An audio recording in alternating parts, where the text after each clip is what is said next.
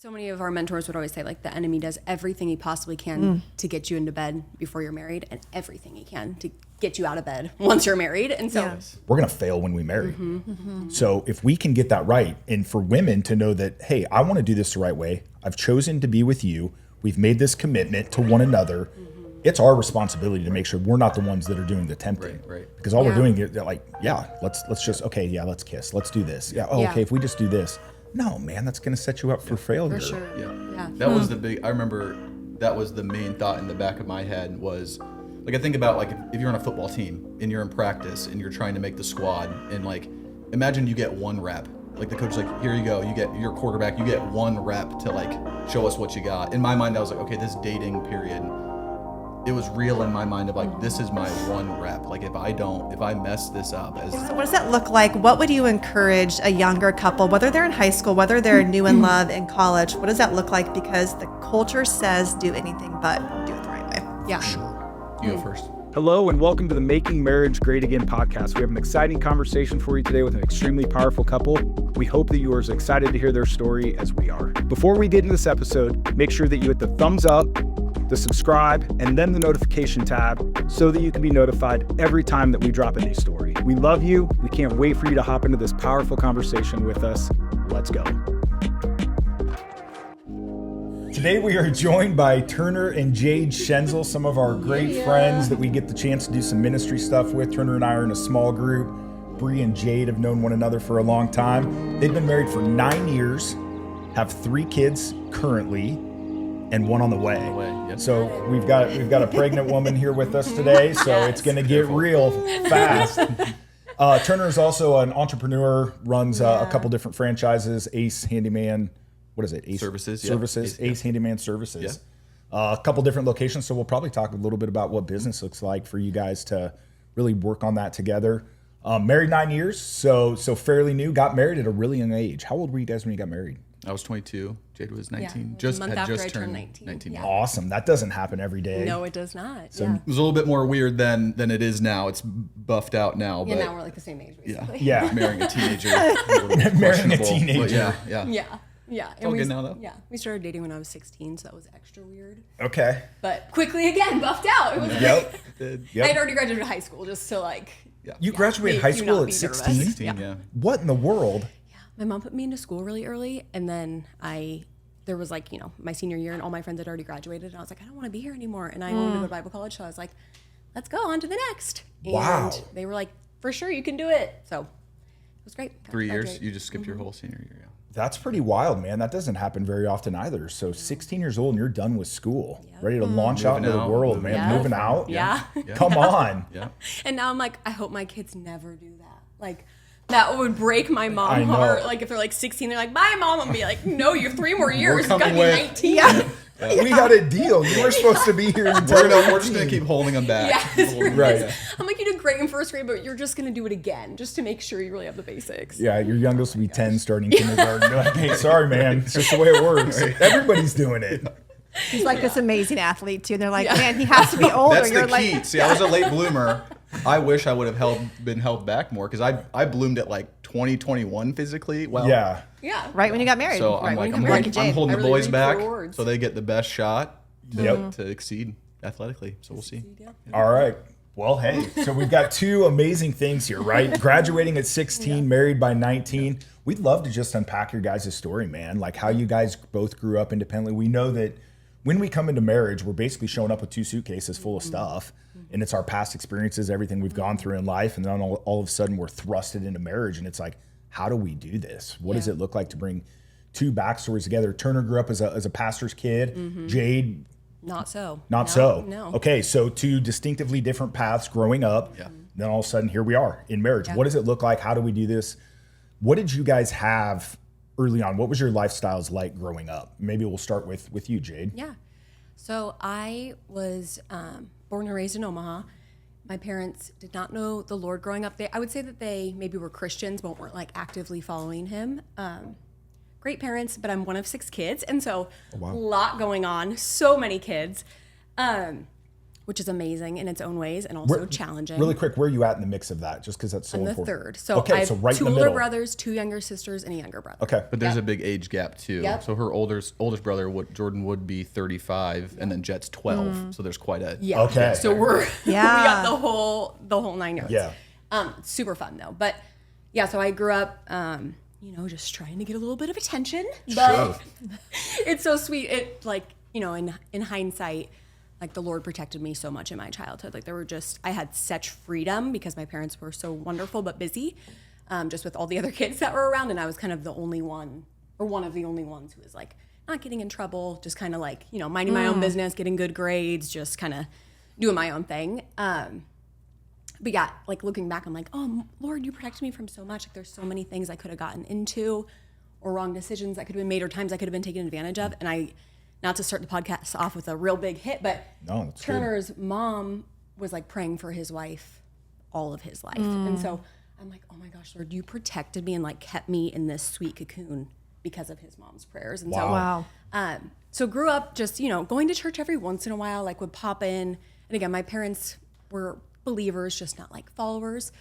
And so I can remember a few times going to Trinity. It was Trinity then, right? Mm-hmm. Yep. And I remember like feeling the Holy Spirit. Like I remember feeling moved and didn't have any language for that. Hadn't like ever heard the gospel before, didn't know who Adam and Eve were, like no framework whatsoever. And so I just remember feeling like very moved. And when I was 15, I was in the halls of Millard West and heard someone mention Calvary Chapel and that it was at Millard North. And so I was like, hey Dad, would you take me to this church? And my dad is amazing and like always has tons going on. Have you guys met him before? Yes. He's just like so vibrant and fun. And so he's like always talking to a million people and running a million errands and working 1,000 selling deals. Phones, selling cars. He's always selling something. And so love it. I'm like, Dad, would you bring me to this church? In my head, I'm like, will you go with me? Like, of course, like I'm not going alone. I'm 15. I'm not going to church alone. So I asked him to bring me and he's like, hey, I got to go sell this phone quick. Can I just drop you off and like, I'll meet you back? I'm like, sure. Yeah, go for it. Go ahead. And I think that I was a little bit of an abnormal, like 15-year-old. Like I was like, I'm fine going in alone. Yeah. Where like, now I'm like, wow, that's kind of weird at that age. So I was like, okay, yeah, that's fine. I'll go in. And so literally walk into Millard North. And you guys were going to Calvary when I was at Millard North. Okay, so walk up to like the top of the back. I'm literally sitting in the last row, the nosebleeds, yes. So I'm sitting in the last row and, like the whole sermon goes through and I'm like, this is amazing, love it. I'm sure I was late for worship. I probably didn't even get the worship part. But I'm like, this is so good. This is fun. And like, I'm hearing these concepts that I've never heard before that I'm like, whoa, like in belief, like the Strength Finders thing, belief is my number one. So once I hear something and I'm like assured that that's the right thing, it's like, I'm never turning back. Like, this is it. This is the truth. So I'm in the nosebleeds and then like our church is so faithful to do, they share the gospel at the end. It's the first time I've ever heard it in my life. And I'm like, 100%, this is it. And I like feel the Holy Spirit and I am like, again, alone. So I'm like shoving it down. I'm like, no, I don't, like, I'm not going to walk up in front of everyone. I'm like this little girl here alone. And Todd's like, he like, goes through it and no one comes up. And he's like, I just know, like, there's one person in here that like the Lord is calling today. And he's like, you have butterflies in your belly and like, you're about to spring up out of your chair. You feel like so charged by the Holy Spirit. And I literally like jumped up out of my chair, went right to the front. I'm like, I'm not, who am I to say, like, I'm not going up. Like, I'm like, yes, Holy Spirit, go. So I like jog up to the front, say the salvation prayer. And then right after so it's like, that's so cool. Cause like, obviously that prayer is like an integral moment, but then like after Denise prays with me. And so it's like, not only was that prayer, like, the number one most important decision of my life, but then I go and meet someone who becomes like a mom and a mentor to me, and a best friend and all the amazing things. And so she prayed with me and she was like, hey, like, I would love to get to know you more. And like, would you read a proverb a day and like text me what you get from it? I'm like, I don't have a Bible. They give me a Bible. I'm like, this is great. Okay, I can do it. And so just like the journey of that was just so interesting. And it's like for a 15-year-old girl to come to know the Lord Crazy. On her own on a random Sunday. I don't remember who even told me about the church. They weren't even talking to me. I heard it in the hallway. Like in passing. So I'm like, oh my gosh, Turner's mom's prayers are like just heaping blessing on my life, like literally probably bringing in salvation. And my dad even said like when I was born, they like felt the Holy Spirit in a way that they hadn't yet with their other kids. Not that my siblings are so blessed and they're amazing in every way, but it's just cool. Like I was the first one in my family to come to know the Lord, and now every single person in my family knows the Lord. And so that's amazing. all that to say, it's not me. It's 100% the Lord, but I really feel like Turner's mom brought that in through her prayers. So yeah, that's kind of like the salvation story. Just kind of protect. So that's one of the cool things. Like you talk about how your mom, Turner's mom, was praying for his future wife. His future wife. Didn't even know you yet. Didn't even know you yet. That's something that we do for our kids. Yeah. Like, are you guys doing that now for your kids? Yeah, I think, we recognized that, I think, early on, and it really challenged us to, like, you know, we have no idea who our kids are going to marry, what that's going to, but it's like, we can start praying now, and feeling the impact of what that can do has really challenged us to do it for our kids. Yep. Very cool. And already we've like felt words for our kids' future spouses and things like, you know, just, it's so cool to get to partner with the Lord in that way. It's like, of course, that's one of the most important things. Like, we want our kids to know the Lord, and then to have like this, you know, to know and love him and enjoy him, and then to have this amazing marriage. And it's like, the fact that we get to help pray that in is just such an honor. So what does that look like then? So you're 15, you go to this new church, or a church, really, a new church, and you have this crazy experience. You feel welcomed, loved, and then someone challenges you to read through the Bible. And then how does that affect your family? Like, what are they thinking? You're like, okay, what's going on here? Yeah. Well, I wish I could say I was perfect and just started like gushing the Holy Spirit the second I got saved, but you were born with it. That, actually, though, yeah. like Thank you, glowing, Kevin. just Thank glowing. you. Yes. No, but I was so young and so imperfect still, and you know, like we all are, and even no matter what age we get saved, like we're all just, you know, working out our salvation. And so, it actually, me and my parents had not really had much conflict prior to that. And then started to have quite a bit of conflict. And it was a lot of just like 15-year-old pride of being like, now I know the Lord. Like, I know the right way. I know what should be being done. And so there was a lot of silliness there. But thankfully, the Lord was so sweet to like correct me, show me what it looks like to love instead of being prideful. But yeah, and then they started coming to church eventually. And like one by one, all got saved. Wow. And so it's just, the Lord's so faithful and so cool. And it's just so sweet. Like, he didn't just want my heart. He wanted every single one of their hearts. Yeah. And so, I'm really grateful. That's a really fast transition. If that happened at 15 and at 16, you're getting done with school, making the decision, I'm ready to go to Bible college. Yeah. like I said, with the belief thing, like I was like, this is it. Like, I'm giving my life for this. Yep. Like, I know for sure that God's real. He is who he says he is. His son died for me. He loves me. He's taking away my sins, and he like wants to fill me with his Holy Spirit superpower right now so I can live out my life for him. It was like just so crystal clear for me. And then once you start getting in his word, you guys know, you just fall more and more in love. And you're like, this is just the biggest truth. It's truth, it's truth, it's truth. And it's just so yummy when you're in it. And so I just started, you know, like getting in his word. I'm going to every Bible study I can get my hands on. And I'm like, once I decided I wanted to graduate early, they let me do half days like a senior would. So I don't even understand. I kind of went to school in 2.5 years. It's the weirdest thing. The Lord bless. Great job. But so I'm like going to multiple Bible studies. I'm like a weirdo in a way because I'm bringing my Bible to school with me because I can't get enough of it. So like, and phones were like a thing, but like you couldn't have your phone out in school, you know? So it was like, I'm just opening my Bible any moment I get to try to learn more. And amazing. And so I'm like, and like one of my girlfriends got married at 18 who I met through church mess. And so, I'm like, I want to get married young. Like the biggest, once I came to know the Lord, the biggest desire of my heart is like, I just want to love him with all I am, and then like get married and have the best marriage and then have the best kids. And so I like very fast on was like, this is what I want. And so I'm like 16, like I could probably get married now. Like I'm probably ready. And so I'm like, I better get my relationship with the Lord good. Cause like I'm about to get married in 10 seconds. So it's so funny in my head. I was like 19, I'm a little bit old. Like I'm older than I thought I was going to be when I got married. Like just so weird, but hilarious. So yeah, but I feel like the Lord really gave me so much grace because obviously Turner got to grow up in a Christian home. And so he gave me so much grace in seeing like the mentors. So I would spend nearly every day with Todd and Denise. And so just getting to see how they were married, and getting to see how they raised their kids and just people who are following the Lord with all they have, as you guys know. And so, and they were on a few podcasts ago. So, others probably know who they are too, but yeah, Pastor Todd and Denise. So that was so they're the leaders of Calvary Chapel at the time, Calvary Church, Love Church now. And so you get saved at the church that they were at. She comes alongside you, she leads you, and then you have this beautiful relationship. And you want to be around her more because she's leading in a way that's honoring and it's attractive. So It's fun to be around, and you're like, okay, I want that. I don't really know what that is, but I want that. Yeah. Because it's awesome. yeah, Not perfect, but awesome. yeah. But what you said is so true. Just the attractiveness of like someone who really loves the Lord and loves their spouse and loves their kids through loving the Lord is just so attractive, especially to someone who that's so new to. So I was with them all the time, and then also with Turner's parents, who were youth pastors at Calvary Chapel at the time I got saved. So he was away in college in California, and I would like sleep over at his parents' house and like be around them all the time. And they have they always had a huge heart for marriage too. And so learning from them, I'm like just a sponge, just soaking up every single morsel I can possibly get. So just kind of learning all the different things from both of those people. Yeah. So what led you to stay the night? Like just because they had like youth sleepovers or something? No. Like what? They No. just, They just took you in? yeah. They They kinda- didn't have any kids left in the house. Yeah.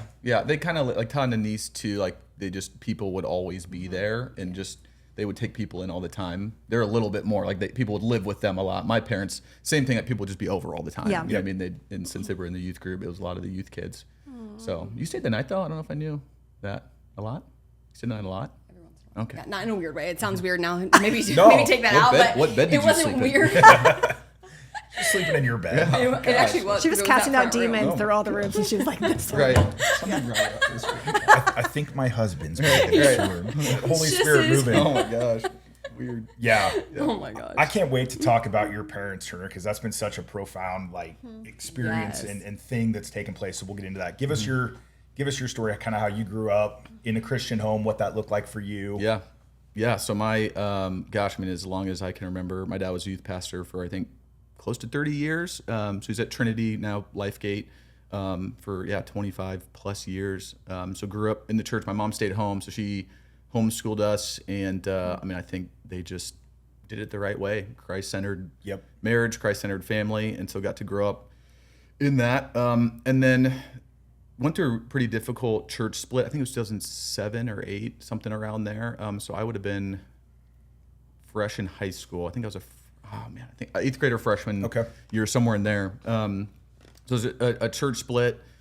And, a lot of people were, it was just tough for a lot of people. And so they really, I just remember them sitting us down to kind of tell us about it. I just remember them. I remember them and my sister. So I'm one of 4. I'm the youngest. You're the youngest of 4. Mm-hmm. Okay. And there's about a 6-year age gap between me and my oldest sister. So pretty tight, Very close. close there. But I just remember them sitting us down to tell us kind of about the church split. And I remember them and my sisters, because my sisters were the 2 oldest, just like weeping and crying. And I just kind of remember being like, oh, like just, whatever. Yeah.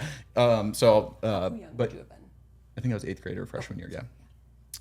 So that was really hard for them, I think. And I think what it created was, it was around the same time that we started going to public school. And my parents, I think that they just, were kind of trying to heal for a long period of time. They kind of went and visited. They were pretty well connected, so they'd be like go visiting different churches, kind of find what was next for them. And I think in the middle of that, like we kind of lost our church family, lost our community. Like I'm not really in like a small group anymore. Just got some great friends in middle school and going into high school, but probably just got plugged in with the crowd that's not going after that type of stuff. And so. Got into the party scene. That was just kind of my life. We partied. That's what we did. So that went on for pretty much all of high school until senior year. And then I remember it was Christmas break over our senior year. And at a party, got busted, got an MIP. And, my dad had to come pick me up, brought me home. One of the only times the only time he cussed at me, and it just didn't even sound right. I almost laughed. Like I remember sitting in the living room, and I think he said the D word. He's like, "Damn it!" And he's like, Wow. and I don't apologize for cussing you. So he was so mad. It was just, and so I'm like trying not to laugh. But anyways, at that point he's like, all right, they were finally plugged in at Calvary. Like like Jade said, he was on staff there as a youth pastor. So they're like, you're going to church, it's a non-negotiable. I don't think, he would bounce around and preach at different churches and also at Calvary too. And so I would go to church, like we'd go to church on Sundays, but it just wasn't, I don't think it was super consistent. And so started going back to church, and it probably took, I think, 4 or 5 sermons after that to where, Todd is giving that altar call every single week. And week 1, I know, like, that moment happening, and I choose not to respond a couple times. Like, Velcro to the seat. Yeah, like, don't want to get up, don't want to move. And then, finally he does it, and I was like, he does it, and I resist it again, and this service ends, and I'm like, I can't leave here before I go forward. So I go up and I grab him, and I'm like, I was supposed to come forward, and he's like, doesn't matter, let's pray. So did the prayer with him in the front, just me and him. And I just remember walking out of church that day with my mom, and she's, of course, like weeping, and she's like crying, and she's like, how do you feel? And I just remember, like, through my tears, I'm like, free. I feel free. So it was real. I mean, it felt really real. Yeah. And then got baptized like a month later. And so it was, I think, the first time where, the relationship with Jesus became my own, and it was real. So I was graduating around the same time, and actually my brother was in Lincoln at the time in a fraternity, and had rushed with them, had signed the fraternity, like the bid card, like I was going to Lincoln. You were going to join the fraternity. And I remember my mom being like, let's like sit down and just like make a pros and cons list. And she's, because my sister and her husband at the time, Emily, the oldest, they were out in Redding, California, going to go to Bethel, a church out there, for this little ministry school that they have. And she's like, hey, before you make a decision, like, just look into Bethel. And this was like a couple weeks before the school started. And so the admissions had kind of all closed, but somehow the door opened where I got a call with them, and, they admitted me into it. And so sitting down trying to make this decision, and I remember my mom just being like, hey, what's the most important thing to you in this next season for you? And I just was like, I want to like grow in my relationship with the Lord. And she's like, okay, so like, which one do you think looks better then, like Lincoln or going to Bethel? And she gave you the choice though. Yeah. She did, yeah. Oh yeah. Yep. Made the decision to go to Bethel. Right on. Yep. So and this is at the time then when you're out in California, you're back here. You were out in California? No, Turner was. Oh, yeah. Did you graduate from there? Well, I don't even know what that really looks like. So if you were at school at Bethel, what did that look like? They have 3 separate like years, but they're all individual. It's not like you graduate from each year individually. Okay. The first year is just kind of like foundational identity in Christ. Yep. Second year is a little bit deeper if like you want to, more like ministry related, like if you want to go into ministry. And then third year is like an internship. So I just did the first year. Okay. Yeah. And so were you guys dating at this time? We didn't know each other yet. You didn't know each other yet? No. So I leave, and then that's kind of when you started, like I think you came into the picture for the most part, because I remember. Not yet, actually, because it was when you were playing football. Oh, that you're I right. became You're right. in the picture, yeah. Yeah. So it wasn't until a year after that. The year after that, yeah. So I'm like 14 while he's at Bethel. So I'm like not in the picture at all. Yeah. Yep. Yeah. So then how did you two meet? Go ahead. Yeah. So I do 1 year at Bethel, and then it was just, man, it was a fun season because I think the Lord just started kind of awakening things in me. We had this group. This is gonna sound silly, but we had this group where we would go and play football, flag football, touch football over the weekends in Redding. And Was it flag or touch? Because there's a there is a difference. Thank you, Kevin. I can't remember. I think we had. Thank you for the integrity, though. I appreciate that you're not trying to say what it was when you don't know. I think it might have been touch. I don't know if we had flags. I can't remember. I doubt you had flags. At least with touch, you can still like push something Yeah, down. Push them down. Yeah, hard. yeah. It can be aggressive. It might have been touch. Yeah. Okay, good. Did you get pushed down? A little bit, yeah. And so we're playing, and then it's just funny. Like one of the guys that was there, because there's people of all ages. Like there's people that just graduated high school, and there's like 70-year-old. I mean, it's The weekend Okay, warrior, so dude, this like is the maybe average flag Joe. football. no. I'm sorry. I'm saying the Bethel school. Oh, I thought you meant playing football. All ages. No, yeah. Taking grandpa down, like yeah. I'm gonna bust a hip. Right. No, at the school. So it was Okay. and it was only it was 60% domestic. So 40% of the people in this school are international people. So it just was really fun. But anyways, flag football, yeah, no, more like younger guys. But one of the guys that was playing had played started 4 years at Illinois as a quarterback. His name's Tim Brasic. And so we're playing, and like he was quarterback and I'd be receiver, and he's like, hey man, you're like really good. He's like, did you play in high school? I was like, no, actually I didn't. Always wanted to. Huge regret for me. Thanks for bringing it up. Late bloomer. We already talked about that, So he's like, man, you should go play if you want to. So I was like, oh man, like I would love to play. And so I remember talking to my dad about it, and he's like, dude, just do it. Like go for it. Like, what can you do? And so I start looking around, kind of them close to Omaha, like different small schools, and start reaching out to some people.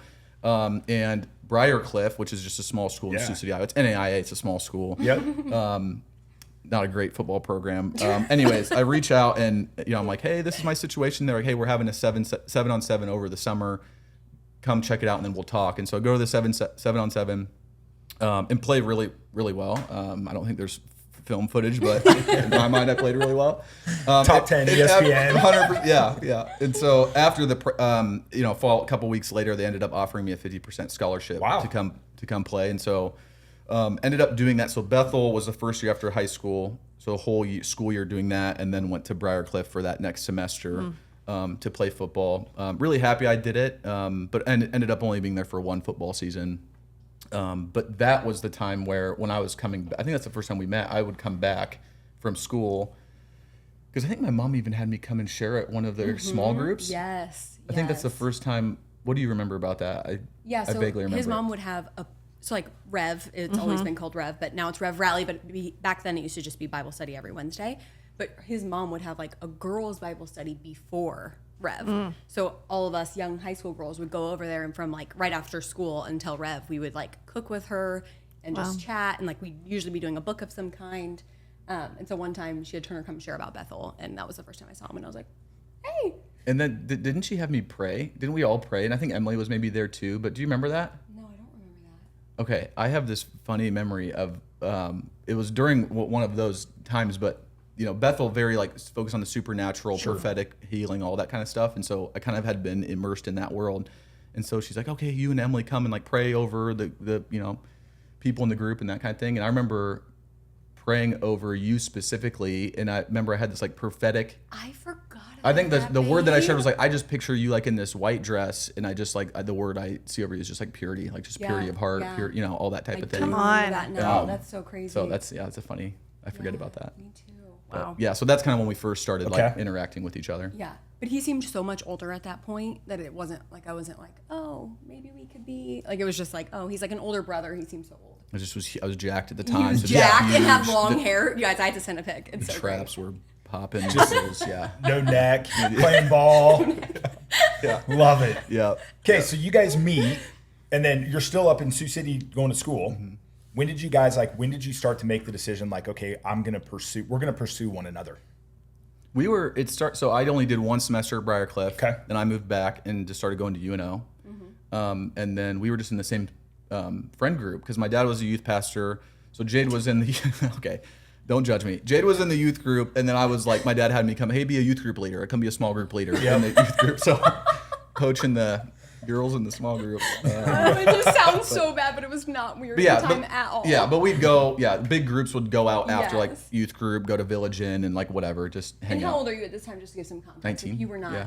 Yeah, 19. He's not like 27 and he's like, not like okay, a 27 youth group leader. Yeah. So we went to Village Inn one time and started like chatting, and I needed a ride home, which don't recommend. No, you gave me a ride home. Oh, you needed a ride home, don't recommend again. Either way. It ended up being a boundary for us later, but we were like, okay, let's, like, I'll bring you home, no worries. And like, obviously I was at his parents' house all the time. I'm like, I know how to get there, let's go. And his parents lived this close to Village Inn, so it was so fast.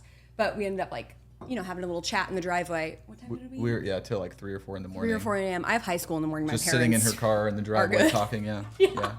So it just is like a funny, so from then on, then he like called me after school that day, and every day since then has called me. That's really cool, man. A lot of people try to be that helicopter, protect them from everything they're doing. Like, no, you can't do this. Control every aspect of it. And here we are in a totally different scenario of like, go, man, do it. Like, make the choice. Do you know, like, was there a prayer process to that? Was it just like, okay, if this is what you want to do, they trusted you? Just to give some context, right? Like so many people are like, well, we need to go to the Lord. What's the Lord going to say? Sure. Let's go on a 7-day journey and figure out like, no, what did that, do you remember the tactical components of that? Or was it truly this sit down and... I don't remember a ton of tactical components to it. Yeah. I mean, I think, I also just remember him saying like, what you do in your 20s is probably not going to be what you do in your 30s. Sure. It might not even be what you do in your 40s. So he kind of always felt like that 20s age group was just like taking risks, going and just doing stuff and trying stuff like that. And so I think they were pretty. Now my mom was a little bit more. Absolutely, she had to be so prayerful. Yeah, it probably was harder for her to like operate in that way, and so she probably was the one challenging a little bit more. Yeah, more of a natural mother's heart of like, stay, come here, So just prayerful. Right, or like, what's the plan? What's going to happen? Going to happen here. So that's so cool because having freedom, like I think a lot of people think when you start to to follow Jesus, that it's religion and that it has to be this certain way. You have to do this or that. And even just hearing you speak a little bit about that, your parents had so much freedom and encourage that freedom in you to not really just do like stay in the box, stay with what you have to do. Right. Yeah. It's funny. That's exactly what I was thinking too, of just the joy of Jesus, right? Like when you make that decision, you know your kids are living their life the right way.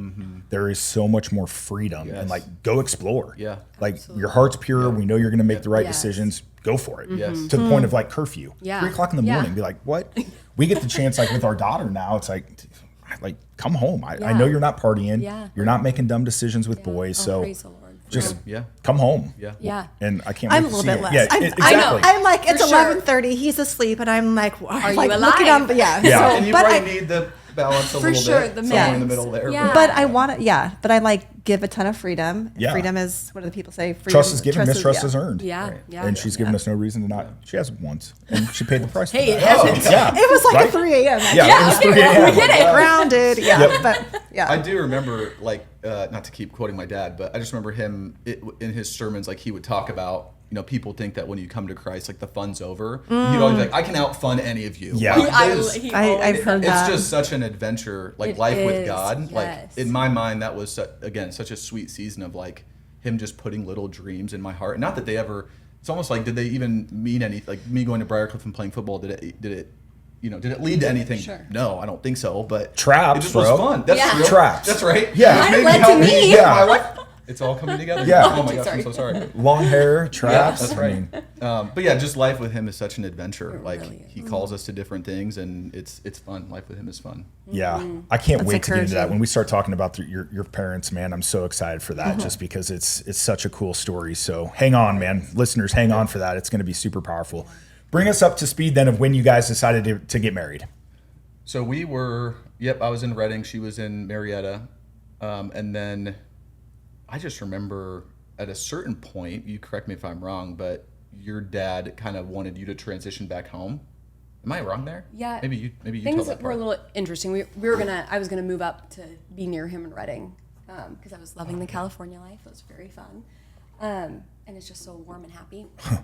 And it was not in Omaha at that time because it was December, and so I was gonna move up with him, and my dad was like, because I'm 17 at this point, and he's like, I just don't feel great about that. Like, I think you need to come home. And so he ended up calling you, right? Yeah. And was like, hey, she has to come home. You can go Yeah, ahead. yeah. I remember a phone conversation, and I just remember asking him like, "Hey, I understand you want Jade to come home. I kind of get it. I just want to know, like, if I'm gonna make the decision to move back to Omaha to pursue her, that you're behind our relationship, that you support it, you want it to work." And he was like, "Yeah, I mean, now I know." He kind of was like, lie, "Sure, but- buddy, whatever." Yeah. It didn't, but in my mind, I was like, "Okay, then I guess I'm going too." So we both decided to move back to Omaha at that point. So it just was that was one semester, right? Yeah. So, and then there was some breakups in there, some breaks. Not a favorite memory. We'll gloss past that. I was always the one. He knew it. True. I'm just kidding. No, he actually broke up with me a few times. But it's fine. I'm not better. can tell. Yeah. And then you asked for my hand from my dad. Do you want to share about that really quick? Yeah. Yeah. I asked for her hand Yeah. in marriage, and I just remember him saying, "Let me think about it." And then he said, he's like, "Hey, I'm not going to drag you on. Like, it's not like it's going to be like a month or something like that." And I think it literally was 30 or 31 days Oh my gosh. that he told me. But one thing that he shared. Were you like following up each day, like, hey, where you at? Or I was don't it remember. just like, No, I think I felt fine. Like I think I was just like, okay. Eventually, if it's meant to be. And my dad it's too. Like I gonna- remember him just coaching me, like, "Hey man, just pass the test, be faithful, Wow. stay steady." Yeah. And then hearing now Mike, her dad's take on it. Like my dad was also having conversations with him, like, "Hey man, they're great kids. Let's trust them. Let's let it work." So he's like kind of working, Yeah. both sides of it. Advocate for you. Says the father of the boy. Yeah, And like, for sure. Yeah. So They're great. trying to do things the right way, that type Yeah. of thing. And so, 30 or 31 days, he finally was like, "Okay." You may. So. Yeah. Bro, that's wild. Like so many people, I don't even know how many people still ask the father So for true. their daughter's hand. Yeah. I don't know that if it's a very common practice anymore, but it should be. Yeah. Sure. Like absolutely it should be. And then the fact when somebody says, yeah, let me think about it, what an opportunity to build up bitterness. Be like, dude, what?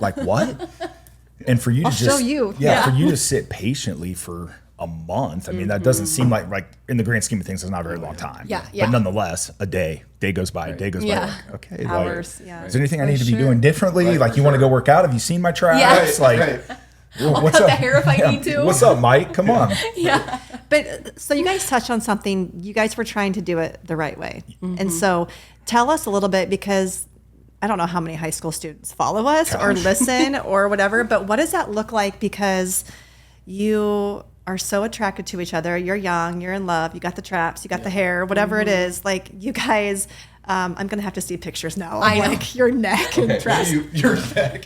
No neck. Jade, you're really, let's just take it down a little. That wasn't even me. That was Kevin. I agreed, but I mean, Okay, but so anyway, so what is Turner and that? I work out together too. Yeah, you so, guys like, know. I Throw it do up on the TV here. I actually work out too, and I Yeah, yeah. bring Yeah, Bree. I bring the comedy to the gym. Back to the story. So what does that look like? What would you encourage a younger couple, whether they're in high school, whether they're new in love in college? What does that look like? Because the culture says do anything but do it the right way. yeah. Sure. You go first. Well, so many of our mentors would always say, like, the enemy does everything he possibly can to get you into bed before you're married, and everything he can to get you out of bed once you're married. And so Yeah. Boom. things like that. And even I've heard just so many testimony after testimony of, like, the self-control that your husband and yourself can show in dating seasons is really like a preview of what it's going to be like in marriage. Like, can he have self-control? Can he, the woman he's most attracted to that he wants to marry, can he choose to say no to his flesh and yes to God's spirit, and, like, you know, choose Come on. to be pure? And just, like, I'm just so grateful. Again, like, these are not things that I grew up knowing or thinking. I didn't ever think that that would be something that was important to me. But then just seeing the reward and the richness of the marriages that I saw that did wait, I'm like, that's what I want. That's what I want. I want a husband who loves me and honors me and is willing to say, I love you more than this moment of pleasure. And luckily, when you get married, then there's lots of years to come of that. But it's just like, we were really intentional in wanting to do it right. And so it, you know, looks like personal relationship with the Lord, mentors, reading books, like, you know, tons of accountability, like Yes. me meeting with Denise and her being like, how's it going? Anything you want to talk about, pray about, you know, those kinds of things. And, like, people who are willing to be like, hey, did you guys cross any physical lines? Like, tell me. And it was like freedom, but also when you're under that accountability, it's like, I don't want to disappoint that person, and in a sweet way, not like rules and I'm like trapped here. It's like, hey, this is what I want to do anyway, but, like, you know, it's just helping me to get there. Yeah, So we need help, man. Like, the accountability piece of that is so huge. Everything you just said is, man, hit rewind and make sure you heard that, because that's exactly what it's supposed to look like. There's one thing that you said, I think for men specifically, that we've got a responsibility to make sure that we're honoring the request, to your point, because that's the way the relationship's going to go with self-control. If we can't control it when we're dating, Yes. we're going to fail when we marry. So if we can get that right, and for women to know that, hey, I want to do this the right way. I've chosen to be with you. We've made this commitment to one another.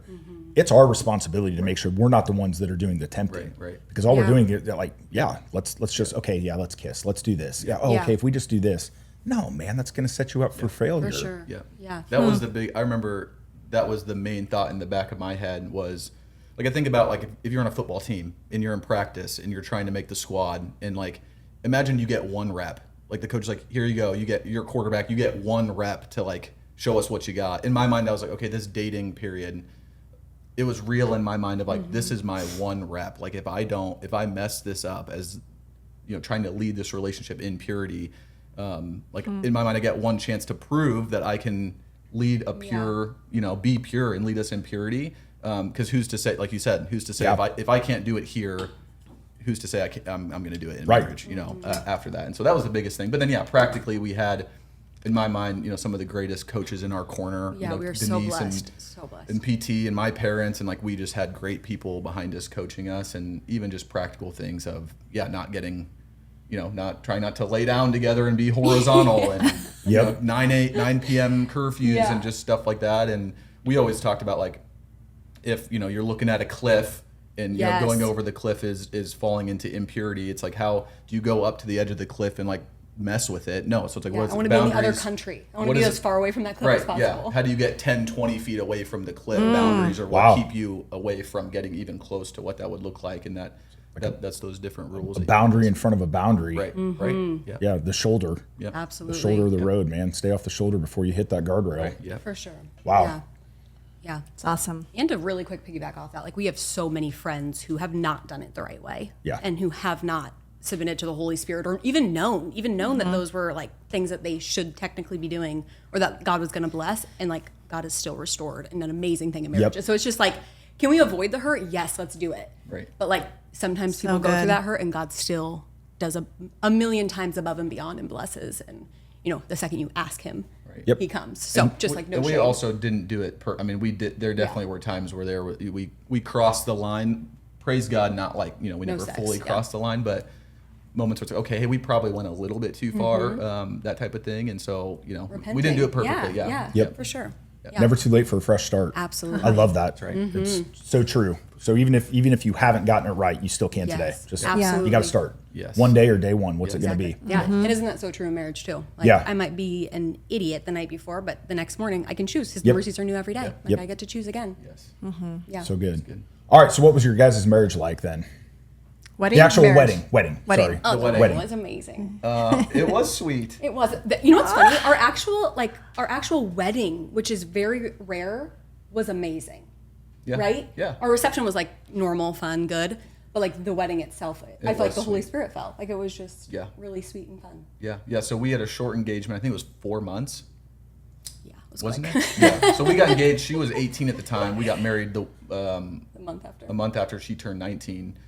So yeah, we were young, but I think part of it too, like talking about great people in our corner, I think that's part of what made us feel like, hey, we can do this. Like we can get married. We're going to be okay. Like my parents they were our best friends at the time. Yes, Like we were with them we didn't all really the have a time. ton of couple friends because we were Young. So young. Yeah. There wasn't a lot of there couples. wasn't a lot of other Yeah. couples to hang out with. And so they were like our best friends. We were with them we hung out with them on the weekends. They were kind of our people. And at that time, they were doing marriage ministry. Yeah. stuff. So we're like anything. So- We're Soaking going it to up. all of We're their going to stuff. every Yes. seminar. It's Yes. so fun. Yes. Yeah, it was great. So it was a short 4-month engagement, I think, and then got married in August, and the wedding was super. I think there was like 700 people there. It was wild. Wow. I almost came to your wedding. Maybe I didn't 500. even know you guys, and I got invited by a friend because I was so. I'm not. I've never. friend. I would have been. I've been meaning to bring that up to you. Why did you not come? I don't know We because. didn't even know you at all yet, right? No, like no, not at all. Okay. No, but Sarah Pollard had invited me. She was Oh. like, "What are you doing?" Because I was like, "I don't know." It's a whole other story. How Were But- we separated You guys at were that in the time? middle Yeah. of your. Bree, Middle of you should've separation, came. and I had just met your parents like a couple weeks Wait, before. my parents or his parents? No, his parents. Yeah.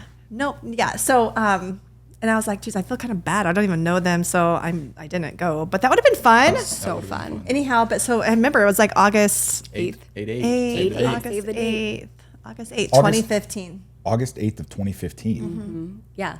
Anyway, sorry, I hijacked that. But so you guys got married. It was an amazing ceremony. I should watch the video Yeah. or something. It was August amazing. 8th. So you guys got married right before your parents passed away. Yeah. Like a week? Week and a half. Yeah. Holy, We I went never on knew that, We bro. went on a week-long honeymoon. Yeah, so we got married, went to Florida.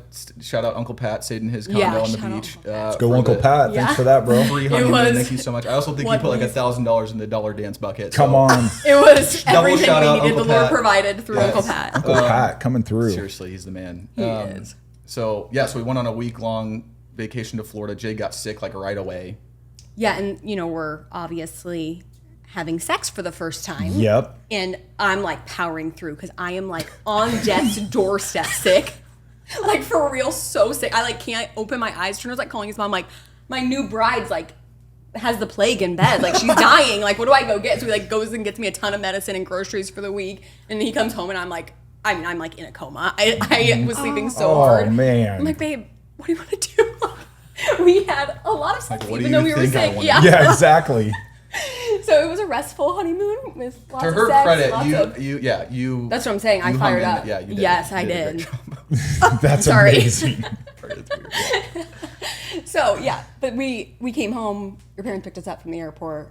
Yeah, so we had just bought a house. Yes, I that's think we closed on it on like the 6th or something like that. Yeah, right before the wedding. 49th in Bedford in Benson. Super sweet. It's like the quintessential So precious. first home, I feel like. Yeah, It's super first sweet. time home buyer situation. So we got back from Florida. And we buy that house to be close to his parents because they live on 52nd. They were like 2 blocks down Yeah. the street. They had just Wow. moved as well, out from West Omaha. And so, I remember that first night, kind of like opening up the presents, your parents were there, my so parents fun. were there. Oh, it was so fun. And it was just super sweet, kind of that transition period. And then, so we would have gotten back on like the 15th or 16th or something like that. And then August 20th, they were driving up to Mount Rushmore. Is that where they were going? Minnesota somewhere. They were driving north, and got hit head on by, I don't know, guy driving on the wrong side of the interstate, got killed. There were 4 people in the car. They got killed. Another gal, this couple that they were mentoring, the husband got killed as well, and then the gal made it. But yeah, I mean, I remember my sister,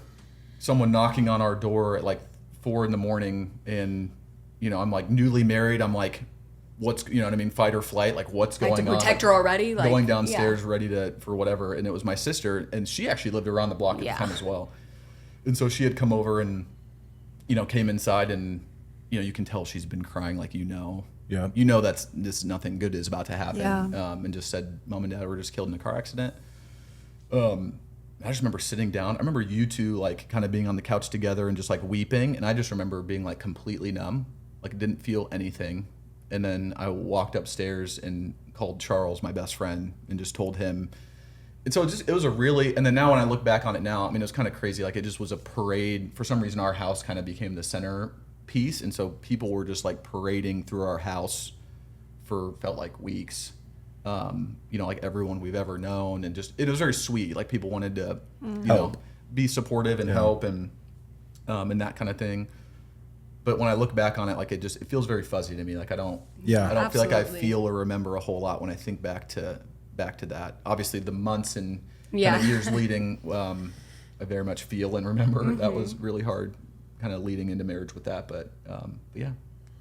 Yeah, I want you, Bree, to share the role that Turner's parents played in your salvation and what we thought they were going to be for us. Yeah. And I'll get a Kleenex ready because I can really see that you're. Yeah. So it's funny because 2015, so May of 2015, really was when our downward spiral started. And that's when Kevin came home. I feel like one day, it's probably lots of days leading up to it, but was like, hey, I'm not happy. I feel like we should separate. And I was like, oh my gosh, no. Like that's absolutely controlling, like absolutely not. Yeah. We're like, and then just when I started to share with a couple of friends, like, oh my gosh, my marriage is, I don't know what's going on. I'm freaking out. And my friend Sarah was like, well, you got to talk to Terry. And I was like, who's Terry? I'll call her. Like, what's going on? And so she got me in touch with your mom. But it wasn't a good time for them because I think they were transitioning from the Hope Center maybe. And so they were very busy, like not putting me off, but like I know they were doing all these different things.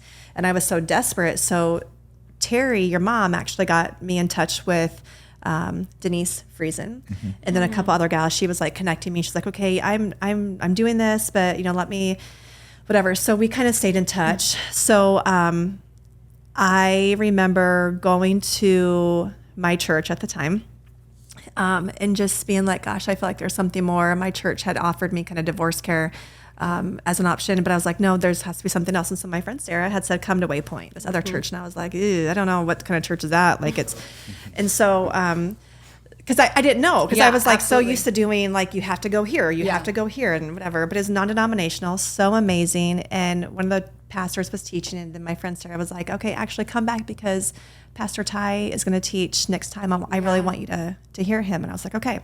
So your mom had kind of kept in touch with me via text or something. She had never met me.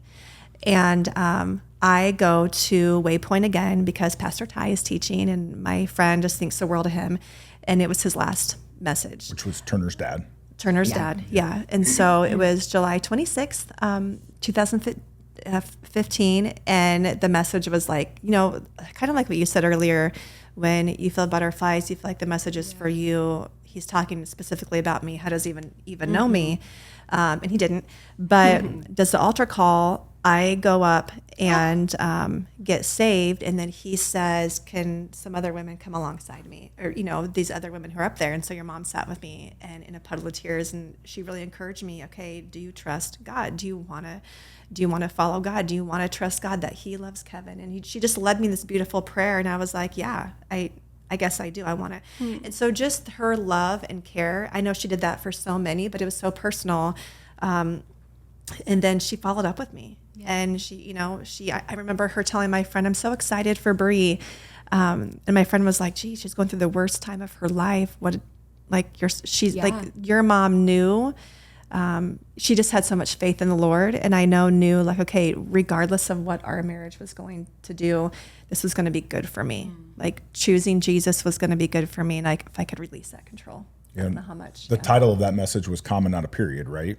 I think so. Yeah, he really talked about how the mustard seed needs to die to bear fruit, and if you could just have the faith of a mustard seed. And he was talking about moms, how you think that what you're doing in this season isn't going to matter for your kids, and it was just so encouraging and life giving. And then we were going to actually meet. I think a couple of weeks after they had passed, we had kind of scheduled a meet. Yeah. To have her help me walk through things. And then I was so devastated. Didn't even know them really. You thought they were going to be the ones. I thought they were going to be the ones who were going to save our marriage. Yeah. Because I was like, oh my gosh, Kevin would think Ty was so cool. And so they're like, I started listening to some of the things that they had posted on YouTube at the time. And I was like devastated thinking, the whole city was devastated. Yeah, really. And, I was personally devastated thinking how selfish, but that they were going to be the ones that were going to save our marriage, and God had different people in mind. But that was a seed that was planted in the very beginning. So just kind of sweet. Yeah, I remember that time when I think we were transitioning the kids, and I came to the house that afternoon, and you were I could tell that you were shaking, you were crying, and it was one of the only times that we connected physically. I put my arm around you. We sat on our back patio that day, and you were just devastated because you thought these were going to be the people to save our marriage, not knowing that it was going to be God in that moment, but it was going to be Turner's parents that were. And I think they lived right around the corner from us, or at least had. Yeah, West Bay Woods. Because they had just moved. Yeah, they were in West Bay Woods. Yeah, because so previous to that, we didn't know this, and you guys were just like right around the corner from us growing, or where we were raising our family. Yeah. So what was that like for you, Jade? I mean, you guys have been married a week, and then all of a sudden here's these super important people in your journey. And obviously for you, Turner, your parents and doing ministry and marriage was so important for you to walk alongside your husband, having to support him, but then also losing family as well. Yeah. It was, I think we've said this many a times, but like the perfect storm, like two really young people getting married, our biggest mentors, the people that were like, they're going to be, God's vessel, similar situation. God's vessel, it's going to like help us get a good foundation for this marriage. And then losing them. And then like Turner said, like not just parents, not just mentors, but best friends. Like they were, a lot of our life. And so it was very hard being so young and just not having any gauge of what it really looks like to support someone through a tragedy like that. I'd never been through anything like that, which I know few probably have at that age or in general, because that's just such a specific thing that for both of them at the same time. Sure. And in such a tragic way. And so the next few years were really hard marriage-wise. So a lot of everything, a lot of not good. I feel like I would rather have you speak on it just because I don't want to accidentally say anything that's not, it's so fuzzy now because it's just, God's redeemed so much, but. From what you can remember, what were some of the biggest challenges? I mean, Jade, you just set it up perfectly. This is a major catastrophic event that just had taken place. Not just one parent, both parents at an extremely young age in a tragedy that never should have happened. And what was it like for you guys? Do you remember some of those things, Turner? Yeah, I mean, the main thing that's coming to mind is just kind of feeling grateful for, I just remember, the days following going over to their house, and the house that they bought, like their room was in like the only room upstairs. Like you go up the stairs and it's just like one big room. Then there's a bathroom and then little hallway and kind of like a little like nook area. And so my dad had created like his prayer. He always had like his little prayer room set up or whatever. So he had a big chair, candles everywhere, books everywhere, white, you know what I mean? He kind of was like a, what do you call him? Just creative, yeah. And so I just remember, you know, I feel like I would go over there a decent bit those first couple days or a week or two, you know, afterwards, and going into their room, and the bed, you know, was still unmade. I remember the bed was still unmade. And so like laying on their bed and laying on his pillow, and like I could smell his head. Like I randomly, like I was like, I know this, like the smell of his head. Like it just sounds so weird. No. But just, you know, just crying, and like it felt like hours in the I remember the pillow just being wet, like the whole pillow just being wet. And then going back in there into his prayer room and like seeing the stuff on the whiteboard, opening up his journals, reading his journals, and like everything that you read through there is just like intimacy with Jesus. You know what I mean? Like that's all you get when you open it up, is looking there.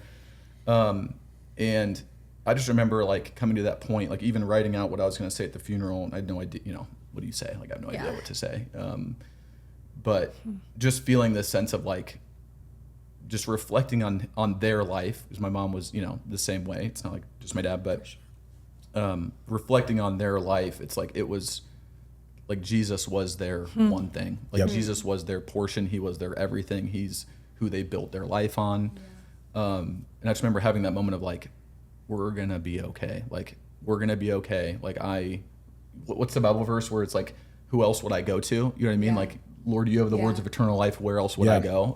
And so I just remember having that feeling of like, you know, this is where I'm going. Like, all right, God, like, you know, having that big kind of moment of like, who are we going to be? What route are we going to take? This marriage could probably go a couple of different ways with this moment, and just kind of making that decision of like, no, we're going, you know, full force, sold out in this direction. Jesus, you're either going to save us or you're not real, and it's not going to work out. So we'll, you know, see what happens. You were having those thoughts. Yeah. I mean, from what you can remember. I think I was experiencing, in that moment. I don't think I ever doubted God. Like I think You're like, I'm banking it all on you, Lord. Right. Like I know you're real, so you're going to. Yeah. Like I know you're real. Either you're going to show up and save this thing and make it work, or you're not, and it's not going to work out. So yeah. Do you remember what the hard parts were about marriage during that time? Yeah, I mean, a lot of immaturity when we just look back on it. Sure. A lot of immaturity, even just like learning how to live together. Like, she didn't know how to clean up after herself. It's so true. I did. Little things like that, I did. So, you know, had never done her own laundry. So even little things like that of like, man, we just weren't just learning how to live with each other. And well, it's all those layers of just being first married, where you're like, how do these two lives come together to make one? Lord, are you sure we were supposed to be one? This is crazy. What's going on? But then also like that layered on top with grief, and what the magnifying glass that makes every issue is just such a bigger issue. And so a lot of it too was the way we grieved were so different. So different. And so again, like as you mature and get older, you're like, oh, we're different. God made us different for a reason. That's okay. Like there's no shame in being different, where when you're young, you're like, if you're different than me, it's wrong. Like the way that God made me, you know, that sounds so prideful, and it is, but it's like the way God made me is the right way. And so like, if you're not that way, you're doing it wrong. I don't think that's just a young thing, though, I was Jade. just going to say. We deal with that all the time Male, in the coaching female. side, like just male, female, and we're different people. Exactly. And at any age, unless Praise you've God, got we're this, like different. we're on this side of it of saying, okay, we know Jesus now. And so many people aren't. And then you have these differences, and it's like, well, we're not made for one another. Yeah. Yeah. And I grew up such a romantic, so I'm like, we're soulmates. Like we're just going to fit like this piece of a puzzle. It's going to be beyond my wildest dreams. And it has been beyond my wildest dreams in a totally different way than I anticipated. And so it's like, no, God makes us fit. Like once we say yes, he's the one that creates this oneness. It's not we were born for each other and whatever. And obviously he's sovereign, and so he did do all those things. But I only know one couple that I can think of that is just naturally, like they just get along and everything's great, and they don't hardly even need Jesus, which obviously everyone does, but you know what I mean? Like they hardly even need it to make it work. Where it's like, we are not those people. Like we are very different. We love the Lord, so it's like we have the one main thing the same, but like we're vastly different in a ton of different ways. And it's like so rich. It's so sweet. I'm like, we're getting older, and I'm like, Lord, I'm so grateful for the ways that you made us different. I need him so desperately, and you make us one through that. but it didn't feel that way when we were young and grieving so intensely. And so silly things like, and it's not silly, but kind of, like he kind of needed more space in your grieving journey. Is that fair to say? Yep. And I am like full bore lover. So I'm like, let me physically hold your body. Let me have a tissue to wipe away your tears. You tell me every thought you've ever had. Like, I just want to sit here and like grieve with you and hear everything.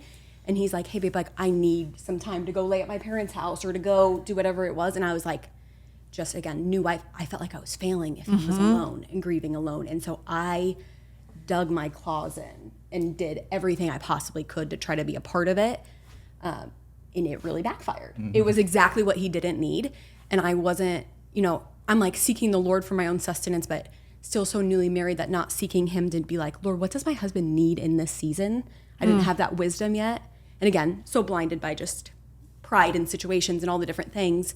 And so I'm like, I'm going to make this work. I'm going to love him this way when he needs this. And so it's like, repelling him away from me in a time that he really needs me, but in his own specific way. And then even the silly things of like keeping the house, not a big deal, but mixed with all those other things, a huge deal. The trigger point to blow up. Yes, exactly. It's the straw that broke the camel's back. And so it's like, it just was the perfect storm of all the different things.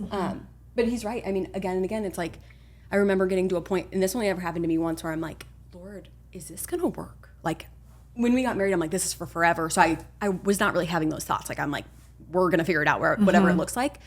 And there was one time where I'm like, Lord, I don't know if we can get past this. Because he had, expressed in the most loving way probably, but just like displeasure with how I was wifing and caring for him and all the different things. And I don't do well with disappointment because I'm like, just want to be the best. I'm like, I just want to. Yeah, it really is my worst nightmare. And yeah, so, it's so funny, all the different things that play into it. Part of that middle child though, too. For sure. Yep. Yeah, and with my brothers, I was like, you guys just lay down, I'll handle it. Like, I just was like always, wanting to handle things. And so take care of both ends. Exactly. And so he was disappointed, and I'm like, this is my worst nightmare. Like, I thought I was going to be the best wife. I thought that like I was going to be his greatest earthly blessing. Sounds like I'm his greatest earthly curse. Like, oh no. And so I'm like sitting with the Lord. And at this time we don't have kids, so I'm spending like extensive time with the Lord and, sitting there with him. And I'm like, Lord, is this going to work? Like, I don't know. How do we come back from this? And he brought me to, I might be 1 Peter. I'm so bad with verse references, but it's like, love covers a multitude of sins. And I remember like he dropped that word in my heart, which is just the power of knowing the word in any capacity. It's just like the way he drops those nuggets into your heart. But hearing that and just being like, okay, love covers a multitude of sins. Like, is my love looking the wrong way right now? Yeah, it is. And is true love only you? Yeah, it is. But like, I trust that like through loving you and continuing to choose to get in the battlefield and love him, like you're going to cover the sins that have been done, and you're going to cover the things that feel insurmountable right now. And he did. Wow. He's so faithful. Yeah. Such wisdom for you to even go there. And I know it's because of the prep that you did before you got married, and then just having this community around you, because you could go to the wrong people and say, Turner's doing this and this and this, and then they fill you with doubt and negativity, where then it's like, no, it's actually his fault. He needs to get over it, or whatever it is. That's one area where I felt like, I know we fell short in a lot of years, me personally. But that's just the power of that too. And just knowing, okay, I need to go to God, because he will be my sustenance. He will be my provider. God, show me what my husband needs right now, as opposed to, Lord, make my husband change. Yeah. That's why communication is so important in those moments. I mean, I think if I could ask, like, let me ask the question, what would you have done differently in that season? When I think back on it, part of me is like, man, I think we just didn't have words, or we couldn't get there. And maybe it was immaturity and age or whatever. Like, it's just we couldn't see it, or it just felt like I almost wish that we could have just somehow stepped out of it and just seen kind of what was going on, because it felt so all consuming. Yeah, it did. And it was a perfect storm. I mean, I'm super emotional. Like, I really internal processor. Yep. Like, I need a 3-hour quiet time and to write 100 pages in my journal. Like that, that's kind of how I process through things. And she's the opposite. And so for her to love me, it was like, let's talk about it. Tell me everything. Let's, you know what I mean? Connect that way. And I'm like, I need you to stop talking to me. Like, and then she would keep pushing harder. She just fire hose. I'm like, that's man versus woman, right? For sure. Men process by thinking. Most men process by thinking. Yeah. Women process by talking. Yeah. And when you're not able to articulate that to one another, and you don't know that that's the way it is, there's this frustration that builds up of like, what am I doing wrong? I'm trying to talk to you about this, and you're over here going, the more you talk, the more I have to think about things. So now I just want to be quiet for even longer because now I have to process everything else that you just told me. And there'd be nights where we would like argue till 2, 3 in the morning. It felt like the Bible verse, don't go to bed angry. We clung to that, and now on the other side of things, we're like, so okay, it's not. You can't feel any morsel of anger. Like it's like you need to reach forgiveness and go to bed. And like we'll talk about this tomorrow. Now we don't talk about anything past 9 p.m. So it's just you learn from your mistakes. Yeah, that's so funny. I forgot. Yeah, that was a huge piece of it. Turner like, babe, I'm like, we're okay. It's fine. All good. I love you so much. Like, let's talk about it tomorrow. And like one eye closed. She's like, no, but you don't want to hug me. I'm like, whoa. So just, then it would just escalate. I remember there was one night where I'm like, I'm going downstairs. I'm leaving. And so I go lay on the couch. She comes after me. Which is like a huge thing for us. Like we never do that. Like that was a thing for us. And I was like, at this point, it's either that or I jump out the window. Like it's one or the other. So I go downstairs. I lay on the couch. I just remember her chasing after me, and she's bawling. And I remember. I think that's the only time I've ever like yelled at you, and I just was like, "Get away from me!" Like, get away, screaming like at that point. And then we went and got counseling at 3:30. We did. We went to Christian and Sonia's that night. I think. So I was like, we did have. Who has so funny. Or like friends? Some of our friends. I was gonna say who has no. Some of our friends, they had we had got a little friendship with them, and they're like, if you guys ever need help like figuring out marriage stuff, which is just such a generous offer in the midst of tragedy, like. Hey, our ears and our door is open to you. And I mean, they meant it because we called at 3:30. Who has their phone on? No one. What is happening? Right. They answered. They're like, come on over. She, at the time, made me a hot chocolate and had a beverage ready for him. And just so sweet. Dude, I don't remember what we talked about, but. They came over the other night and they said that was our easiest marriage counseling session ever. They're like, you guys right away, got it. And it's just so funny because it felt insurmountable. Again, it's just we will never... How are we going to get through this? This is just, we can't figure it out on our own. We don't know. And it's to hear from another person, no, you guys just needed to talk through this little thing. Yeah. I think the two of the most important things that I can remember when I think back on it, one of them is kind of funny and, not super spiritual, but our goal was to have sex every day, every day. Yeah. And I think we made it over 100 days, our first 100 days of marriage. Let's go. Amidst the tragedy. So wow. And the sickness to start. Yeah. Thank you, Kevin. It sounds silly, Badge of honor. but when I think back, I'm like, that probably was a little bit of a glue that kept us together for that season so when everything else felt kind of horrible. It kept us connected and was just, I think, a huge piece when I think back on it. And then I remember a conversation kind of in the middle of that where it's hey, this feels really hard. You promise that you will pursue Jesus as hard as you can. I will do the same. And let's just trust that he's going to somehow fill in the gaps and make this thing work. Yeah. Because I had the same, she mentioned it earlier. I remember having the same thought of I know we're never going to get divorced. We talked about that's not an option. That will never be an option no matter what. But I was so good. This might suck though. This might be horrible. Are we gonna be miserable? I might be in a miserable marriage for the rest of my life. Yeah. So I remember coming to that piece and it's hey, let's just pursue him as hard as we can and just trust that he's somehow going to step in and make this thing work. And he's been faithful. Yeah. Yeah. Mm-hmm. Yeah. Your mom has one of our favorite quotes. Do you remember it, Bree? About how she never wanted Ty to... Oh yeah, I had heard in some maybe it was a YouTube or something she wanted your mom wanted your dad to be the most sexually satisfied man in Omaha, and I was like, dang. That's a lot of pressure. For real. Yeah. But I remember her kind of saying that again. Ty always had such a great time. Dude, always a smile on his face. He can outfun anyone. I'm sure he will outfun anyone. Yeah. But yeah, I remember and I've thought about that and I'm like, ooh, gosh, I'm really falling short in all these areas. I Not you. Sorry, Kevin. Yeah. No, but But I just remember thinking okay, she can do it, I can try. And I think we were separated and I was thinking, how am I going to ever do this? But Yep. But goals, because you mentioned such it in the very beginning, okay, this is something that culture says do it, literally. Yeah. But get together, try it out first. And people don't want to get married young because they're like, why? You have so much life to live and you can just kind of go and date whoever. And that, ends up not working and leaves you with a ton of shame and regret and soul ties, really. Yeah. But you just think about that. And so, that's what the enemy wants to do. And then here you guys get married right away. And, you know, on your honeymoon, the enemy tries to discourage you. Yeah. And then has tragedy. And we always talk about how tragedy can develop or divide you. Yep. And I think we heard it somewhere, but really, like, you guys were like, no, we're committed to this. This may suck for right now.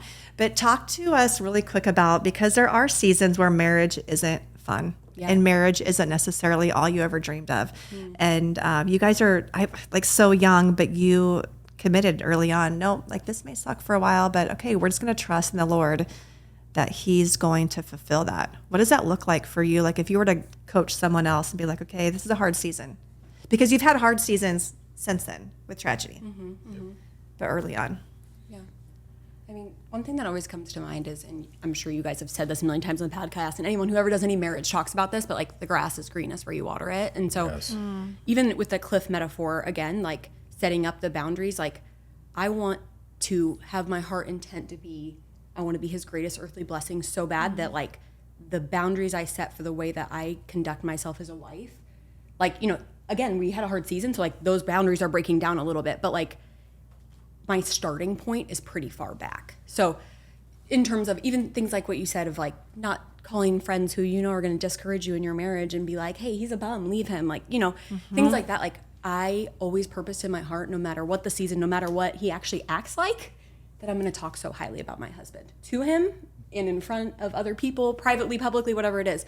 I'm going to talk so highly about him, and not in like a not truthful way, but it's just like there are things about him that like God made him that way. So no matter how he's acting in this moment or in this season, like God made him to be an amazing man. God made him to be an amazing husband. It might not feel like it right this moment, but that doesn't make it the truest thing. And so purposing in my heart to always talk super highly in him. And it's just so cool because God says, you know, the power of the tongue, or the power of life and death is in the tongue. Yep.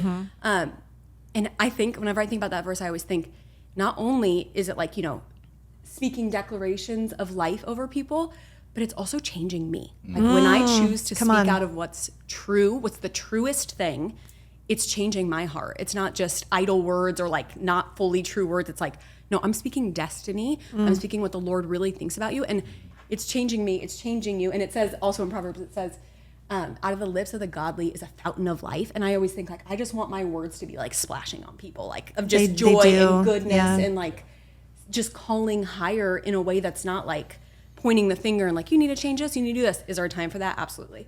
But instead, like, hey, you are an amazing man. I so admire your relationship with the Lord because I mean, that fully brought us through that season. And like, I so admire the way you're willing to stick with me in this. I so admire the way you're feeling your feelings and not just pushing them under the rug. Like, you know, all those kinds of things. And then I also saw like a social media thing the other day that was like, if I have to ask, I don't want it. And I'm like, ooh. You're going to set yourself up for some real hard times because he can't read my mind. And oh no, I can't read his mind either as much as I like to think I can sometimes.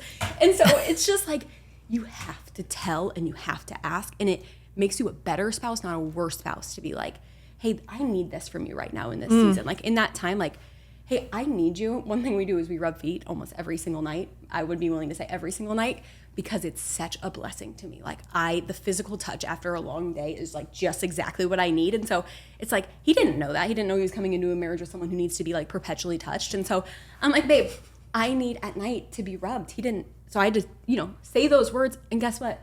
He's such an amazing, committed, faithful man that he's like, I'm willing to do that for you. Would he have probably otherwise chose to do that every single night of his life? No, he would never have.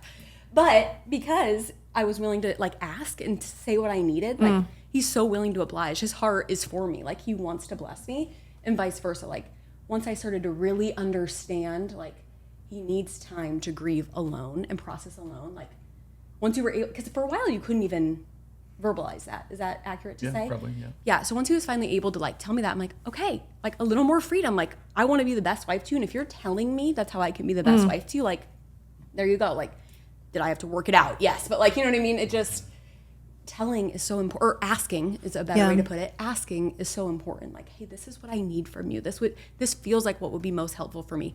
And freedom to change it too. I think like seasons. Yeah, they talk about like with just preferences in general, like you change all the time, and it's okay if at one point you tell your spouse like we talk about cuddling at night. Like some seasons we're like we're so exhausted, get to your side, do not cross the line, go over. Like don't even look at me once we get in bed, say I love you while you're looking that way, like, you know, just whatever. And then some seasons it's like, please don't leave my arms at night. Like, I want to be cuddled up next to you and I don't want you to move, you know, all the things. And so it just changes, and it's okay to ask and have a different preference at any point. And Todd always says, like, one of my favorite things is falling in love with Denise in every new season. Yep. And he said that to me early on in marriage when I like was just, you know, and you said it on the podcast, but like they're the exact same in their home as they are on a Sunday, stage, as they are on a podcast, as they are on a whatever, the exact same. So it's like God's faithfulness and letting that be my first brush with Christianity is just overwhelming. But he would say, you know, like just the joy and the privilege and the honor to get to love her new in each season. And I feel like I really cling to that because he is changing. He's ever changing. I love that. I don't want the same husband that he was when he was 21. Like, that would be weird if I'm, you know, still married to a 21-year-old guy. So it's just so fun to get to love him in each new season. So all that to say, just to really sum it up, just finding joy, even in the hard things. And it's a choice. It's a choice. You said something, though, because you had, a couple of things, so wise. And I just think about, oh my gosh. So you said, you know, you're choosing to speak life over him even during the difficult seasons. You're believing that God, who doesn't change, that he can do, you know, abundantly, immeasurably more things. Yeah. You're having a hard season, but you're going to speak that over your husband, not only to him, around him, to the Lord. But there's still that rawness where I know, because I remember being in that season where someone had challenged me and said, okay, write down one thing that you respect about your husband. And it was a season where I respected nothing, like literally nothing. We were separated. I wanted to find something. I was really wrestling. I was a very new believer, but I was, She hated those at that time. I literally was like, okay, God, I know there's something in there. Again, I was very new believer. There's got to be one thing. There's got to be one thing in this, man. Do you know what? But so my mentor at the time, who was leading that Bible study, said, okay, that's where you're at right now. Like, confess that to the Lord. There's nothing that I respect about him. Christianity isn't about faking it. Like, never. No. Like, and because God knows our heart. And so I remember writing down, okay, well, he is a good dad. He's not acting like it. He does provide. He's not acting like it. Yeah. He's doing all these things. And I was so embarrassed, but she encouraged me to write it down. Yeah. And so then that's where it started. Because then I could start speaking like, okay, God, I know he's acting like this, but I'm like, you kind of hear about loving your spouse where you want them to be, not where they're currently at. And I was like, no, I believe God. I don't understand it, and I don't like him some days, but I am going to believe that you are going to transform him. Yep. Absolutely. And took a longer time. Comes back to that choice. Like, what do we say? I choose to love you more today than yesterday, and I'm going to choose to love you even more tomorrow. Yeah, but you at a young age had some people that you could go to, you know, and encourage you. And so I think that's so important with women, especially to have a community that's going to build you up and build your spouse up and tell you when you're the one who's being in the wrong. Yeah. Like, you need that. One of the things that you said that we started this off, you guys have 3 kids, 1 on the way. Yes. So sex 100 days, that's amazing. It's good way to get there. But, we didn't have kids until 4 years into marriage or 5 years. True, yeah. Yeah. So you waited a minute. We waited. But there's so many people that would have 3 kids, and give us the ages really quick. 5, 3, 1. Young. Yep. 5, 3, little. 1. Young. But yet you still make time to be intentional with physically meeting your wife with what she needs every day, taking time to rub her feet. What's that like for you guys? Because most people wouldn't do that. They're like, dude, it's the end of the day. I'm tired. We've been doing this. Kids are getting to bed at 9 o'clock. They're school, all of the stuff, all of the excuses, life that's coming at us at 1,000 miles an hour. This is probably the last thing that some people want to do at the end of the day. But you've just alluded to how important it is to you because you need that physical touch. What's it like, Turner, to have to make that choice and sacrifice to some extent? For sure. It's crusty. They're dry. How could you? I know, I'm so sorry. No. You mean they're moisturized and They are beautiful and you've perfect. never seen better feet? She's got perfect feet. Where the Holy Spirit starts glowing from. As I'm like putting mine underneath my chair. Like, Yeah. No, I mean, I think, gosh, I cannot imagine doing life without God at the center and the Holy Spirit. She always says Holy Spirit superpower. Like, I can't imagine doing marriage and it being, I mean, we wouldn't be married, first of all, if we didn't have God and the Holy Spirit. Or it'd be miserable. So, I mean, I think it's like, it's the same is true. It's like she's pursuing God as hard as she can each and every day. And I'm doing the same. And it's like, he's just faithful to like give us what we need to be each other's biggest blessings. Like, that's one of our main things too. Like, I remember another thing that my mom would say is like, I want to be Ty's greatest earthly blessing. And so I've got, vision flashcards in my marriage vision is that I want to be Jade's greatest earthly blessing for as long as we both shall live. So it's like, man, I mean, and even after that, because you're never getting remarried, you can fight I. Of course. It's on the record. But it's like, I read through those every day. And so it's just having that physical reminder, but then it's like the Holy Spirit's got to do it, right? Yeah. Like he's got to fill me to be a good husband. And it, obviously she makes it, I'm not just saying this, like she makes it easy. She's such an amazing wife, and we're doing the same. So it's like when we're both trying to fill each other's buckets, it just gets easier and easier as we're both like loving and serving one another. But real quick, something that you said, Bree, that I wanted to mention, I think in marriage, and especially this is true for me, like those first couple of years when we were kind of in that grind a little bit, is like it's so easy to think about like where they need to improve and like where they need to change. And I, no doubt, I was stuck there. Like it's like, is she serious right now? Like with everything I'm going through, and she's da da da. Yeah, like, I can't make dinner. I can't clean up. Whatever it is. Yeah, I was like, this is like what just happened, But I had a friend, Taylor Foster. He gave me some of the greatest marriage advice I've ever had. And he was kind of still my best friend. Like would go grab a beer and just kind of vent about this stuff. He was in it through all of that with us. And there were a few years of marriage in front of us. Yeah. Yep. So young marriage too. And he said, kind of like when we're in those arguments, he said, even when I know that I'm right, I could be wrong. And it like so good. Really so like good. stuck with me in those moments where we're in bed and we're arguing, and it's like, this chick is wrong. Like, you just feel that rise up, and then it's like, what if I was wrong though? Like, what if I could be the one that's partially wrong here? And just kind of owning that part of it. And then, then it's like, okay, Holy Spirit, like that can be the open door. It's okay, Holy Spirit, like, am I wrong? Give me your humility, give me grace to like handle this the right way, and release her from offense. Any offense that I have fully, not like, just going through the motions, but like letting the Holy Spirit give me the power to like fully release her from the offense that I'm feeling, and then owning up to where I'm falling short too has been a game changer for me, at least. Yeah. And we did a lot of counseling in those years too. We were like, hey, things are hard. We're gonna, and it looked like for us like church mentors doing, what did we do? Heart care? We did heart care. Heart care. Yeah. So it's like this intensive counseling situation. And so we were just like, hey, we're committed to this. We're gonna work this out. But even just to sing his praises for a second, like he's in a season where he's getting up at 5 a.m., which, Lord, please never make me. But he's getting up at 5 a.m., working his booty off the entire day, coming home, and like is just so intentional about crafting his days to like spend time with the Lord, work his booty off, work out, and then like come home and be a present father. And so at the ages of our kids, the 5, the 3, the 1, it's a lot of like physical energy and like just, so it's like full bore. So he gets home and it's not like he can just be like, let's, I don't know, read a book or throw a football. It's like, okay, I had to wrestle you into the couch, and like just so much energy it's requiring. Yeah.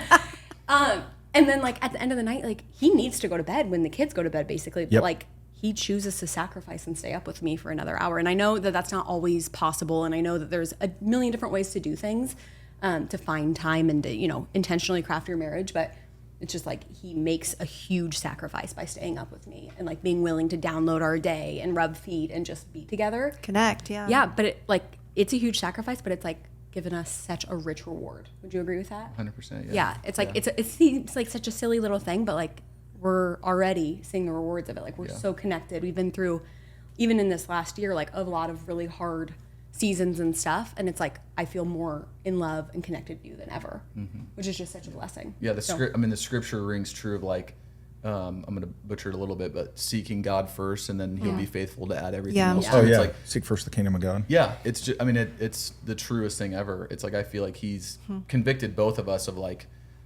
He has been our portion. Like as we've chosen to just sacrifice, which we all have to. If you work and you're married, you're sacrificing constantly. Yep. And it's like he is my portion. Like you can just approach life differently when it's like, okay, he's gonna fill in the gaps. Like I'm gonna try to do the best that I can and love her, still blow it all the time. We were arguing the other day. Sure. So happens all the time still, but a new opportunity to just extend grace, forgive each other fully again, only through the supernatural superpower, Holy Spirit superpower. But it's good. Forgiveness, Transition a little bit, because I know that this isn't your parents passing away wasn't the first time that you guys had to deal with grief. You lost a brother. Yeah. Talk about that just a little bit of what that was like. I don't know how long ago was that? Oh my goodness, is that 3 years ago now? 4. Oh my gosh. Okay. My brain is muddled. Yeah, so my brother, right after we had our first, was it before or after that he got it? Right after we had our first. We were pregnant. You were pregnant with Armani. Second. No, I meant when he got kidney cancer. Oh yes. Sorry.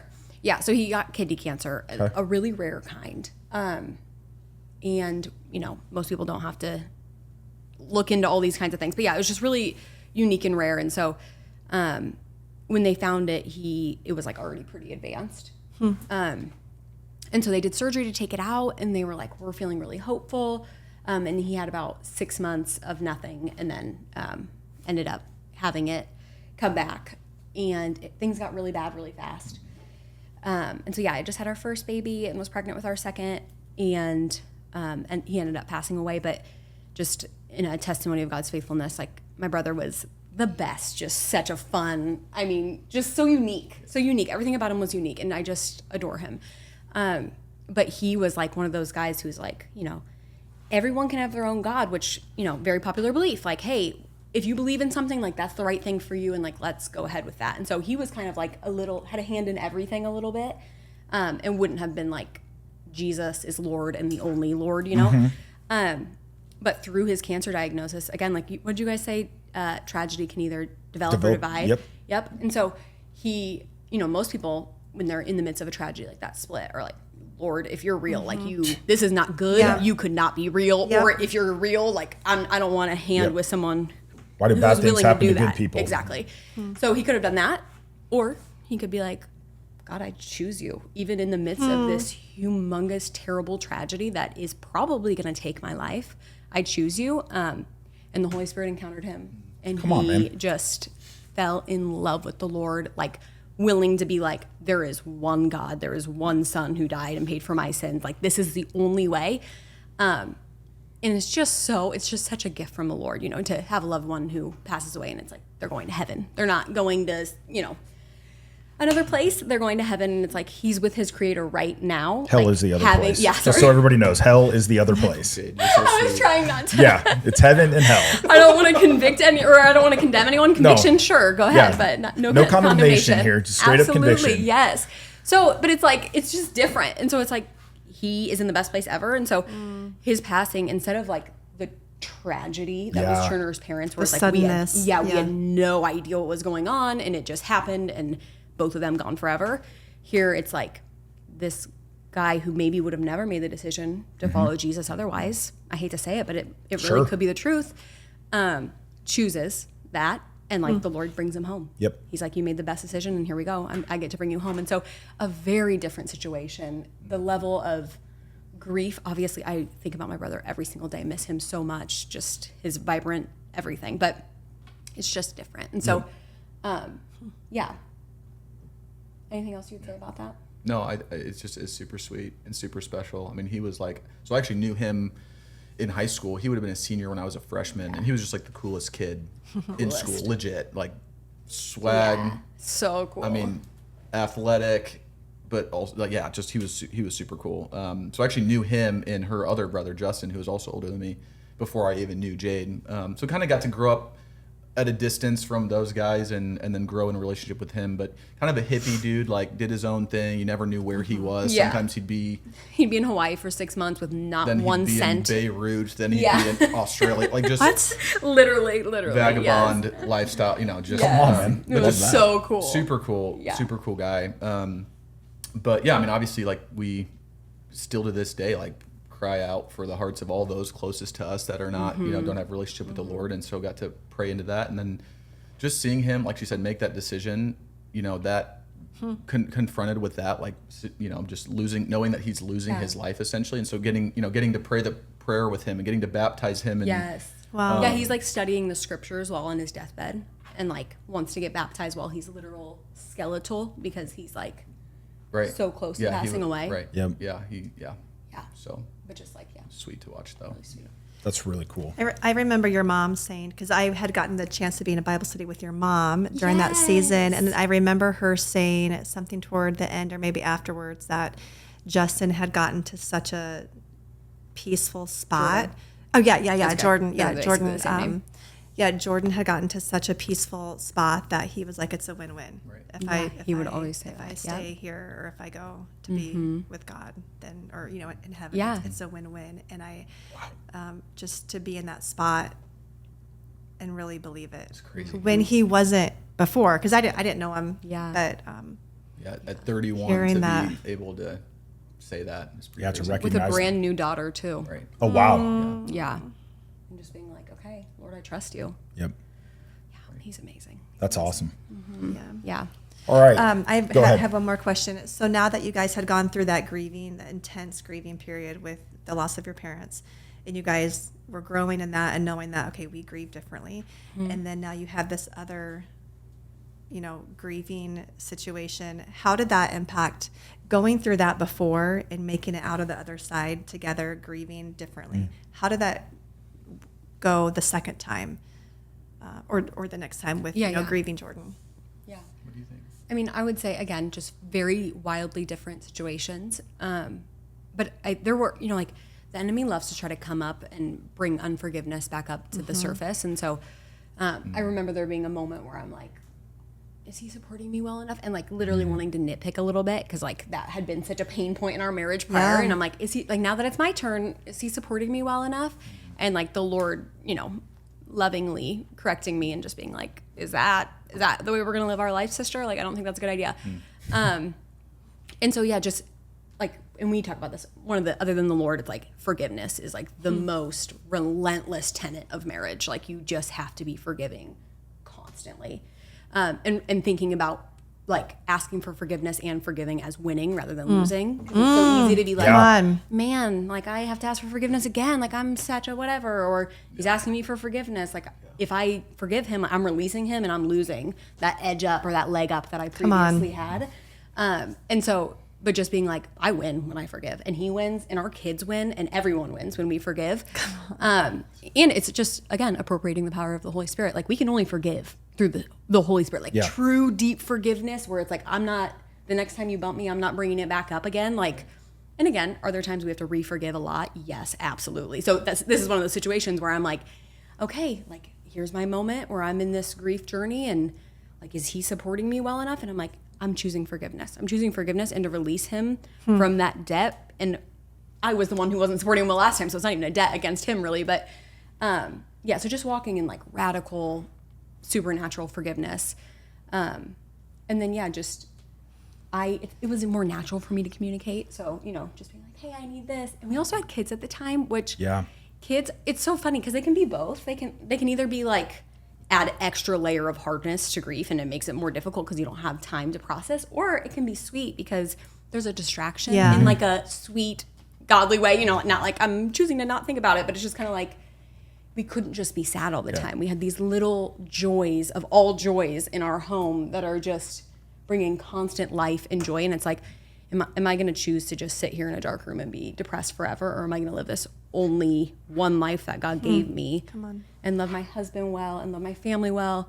And then even like Jordan just being such a testimony of like the win-win, like he just is living in such faith. And then like my parents, like their response to him passing away, like I can't imagine what it would be like to lose a child. Like it just seems like the worst thing that could really ever happen. And so, and my mom's biggest fear always growing up was that she was going to lose one of her kids. Like just the anxiety that breeds in a mom. And it's so cool because God literally the year before Jordan passed, like brought her through this journey. And literally it was like an adventure journey. There was like a river, all kinds of silly things that I won't go into, but literally brought her through this journey of like, what worth is fear giving you? Like, what is fear giving you that peace won't give you? Like, what is worrying about what maybe could happen helping you with today or tomorrow or anything? What's, you know, just in the Bible so clear about fear. Like, it doesn't add anything to us. Anxiety doesn't help us. And she, you know, went through this journey with the Lord and like ended up coming on the other side. Like, hey, I'm going to choose not to fear. Even if my reason for fear is valid, which your son dying of kidney cancer, I would say is a pretty good reason to be fearful and so anxious and outside of your body just freaked out. And so she chose to like stay connected with the Lord and like love him and just be like, I'm going to agree with my son in this act of faith that it is a win-win. Like either way, it's a win. So just sweetness of faith all around in that season. And you were great. You were great. And I love you. Other than a couple brief little moments. Yeah, no, it was probably me, honestly, but It's all of us, right? yeah, it really is. Okay, so 3 kids, 1 on the way. What's the advice that you would give younger couples that are in the same season that you guys are in right now? You go first. Ooh, that's, yeah. Should have known you were going to ask that question. It's a good one. Yeah, I mean, to me, it's like, I don't think the story or the thing that I know is going to change. Like, even thinking back and reflecting back. And it's funny because, like, we're still young, right? So it's like, I know, it feels like we probably haven't been through a whole lot compared to other people. And, like, we still have such a long way to go, Lord willing. But to me, it's like, if you can settle at the fact of, like, you pursue Jesus as hard as you can, I will do the same, and let's let him fill in the gaps and do the rest. Like, to me, that's it. Like, that's what we're building our marriage and our life on, and we just trust him that he's going to be faithful to provide everything that we need, no matter what happens. So I feel like I know that we're going to face other things in life, and to me, it's like, hey, we know what to do. Like, we know what to do when that happens, and we'll be ready for it. So, Yeah. anything you, Dad? I was thinking the other day, how before we had kids, people would be like, the greatest gift you can give your kids is a strong marriage. Yes. Yep. And I remember thinking, of course. And then, like, you're supposed to love your husband more than you love your kids. I'm like, of course, I love him so much. No one could ever compare. And then you have these little kids and you're like, wait, I love them so much. And you realize you have to, like, beat back down a little bit, like the desire to, like, slide them up. Because it's like, he's at work, whatever. And I'm just with these little best friends all day. I wanted to say angels, but I tried to knock it down one. Because you were the only angel. But yeah, so it just is like remembering the order and keeping it in the right order. And Come like, on. Hey, I'm giving right now in my season of motherhood, I'm a stay-at-home mom. Like, I'm giving my life for these babies. Like, I am sacrificing, I'm surrendering, I am begging the Lord to give me all I need every moment because I need to raise these babies under the Lord and have the best time with them. But it's like, I also need to do that for my husband. Like, we don't want to be those people who are like, hey, your business is really hard right now. Raising the kids is really hard right now. So, like, we're just going to kind of put this marriage on the back burner. And then when they graduate college, I'm like, oh no, I don't know you anymore. Do I want to be married to you? I don't know. All those things. And so we just are like, it's just such a priority for us. Like, and again, I can't help but keep giving the Lord shout outs because it's all him just reminding us again 100%. And again, like, keep it in order. Keep it in order, you guys. Like, I made this order for a reason. Just trust me that it's right. And honestly, there's so many things that as I'm walking out in the season of being a mom and being married, it's like I'm acting in faith. Like, it's more natural for me to put my kids first. It's more natural for me to surrender and sacrifice for them and to love them more and all the things. It's just is a natural feel for me where it's like I'm sacrificing and acting in faith to be like, no, I'm putting my husband first and I'm giving time and energy and effort and love to him and words to him and all the different things that he needs. But it's like just remembering to keep the things in the right order. Right, yeah. And as we act, like, our attitudes and emotions will follow. Like, I remember, Denise always says that. Yes. So that's a big piece too. And just being friends. Like, I feel like we're really good at being friends and, like, trying to keep that peace even when it feels like, maybe the romance isn't popping. It's like, hey, we're still really good at being friends. So, like, going consistent with date nights. With every other Tuesday, we get to go on a date night. Also GSD. Guaranteed sex day. We just kind of talked about that. We have seasons where we don't need it, and then seasons where it's like, okay, we need to reinstate this again. Yeah. Like, just when it gets difficult. Yep. So shooting for like 1 day a week. GSD. Y'all just heard that. Guaranteed sex day. I think that's Todd, actually. I think it's your dad or your dad. Really? Yeah, he got it from. I didn't know that. Lance Brown was just wearing a T-shirt today at Small Group that said GSD, but it's for get done. Oh, really? So it can be interchangeable. I mean, it can work multiple ways. But yeah, so trying to do 1 day a week, 1 day a weekend is our goal for that. And it's like, it's like doing the actions that are going to keep, our emotions will follow, our everything else will follow. I would say sorry if we're talking too much, but no, I would say please. That's one of the only other things that, like, when I think about our past that I'm like, oh my gosh, this is really true, is your feeling, and I kind of alluded to it earlier, but like, your feeling isn't the truest thing. What you're feeling isn't the say that truest again. thing. And I think it's just so good for people in any stage of marriage just to remember, like, just because I feel it doesn't mean it's real. Just because I feel it doesn't mean that that's how it's supposed to be or what's going to happen. And so, yeah. People get so wrapped around the axle with that. Like, I feel this way. I feel this way. True, like feelings, but they're circumstantial based on the environment that's around us right now. So, like, what's going on that's causing me to feel this way? peel it back that layer and let's get to why do I Yes. feel this way? Absolutely. That's really where you start to accelerate once you understand the next layer down. Not I feel this. Like, let's not dismiss the way we feel, but let's Yes. also understand why do we feel this way. That's where dialect really, like, how do we Yes. communicate that even in the season of grief? Yeah. I'm feeling this. Like, it's Yes. real. It's true. It's the way that we're feeling because of something that happened, not being able to articulate it. Like, this is what I need and this is why I feel this way. Can you support me in that right now in this season?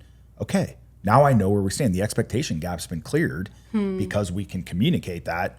But so many marriages don't have that. Yes. And then it's this constant fight back and forth of like, I feel this, I deserve, Yes. I'm entitled to Yes. coming home from work at the end of the day with 4 busy kids. Like, Absolutely. we get to work out 3 days a week. I Yeah. mean, we're in a Bible study that starts at 6 a.m. in the morning, Sure. long hours, coming home, be like, I deserve to sit back and relax. Absolutely. And I understand that you've taken care of the house, but quite frankly, stuff's not picked up and it looks like crap around Not here. at our house, Kevin. Yeah, right. I mean, maybe that's just our house. But we went through a whole season of that where, like, I would come home and it'd be, do you know how hard I worked all day? And this is what this house looks like? Yeah. She was doing the best she could. Yeah. And I didn't choose to see the good in those moments or be able to talk about the way that it made me feel disrespected. Doesn't mean she has to pick the house up every single day, have Yes. dinner ready. Right. Let's have some grace and some patience sure. with what's going on.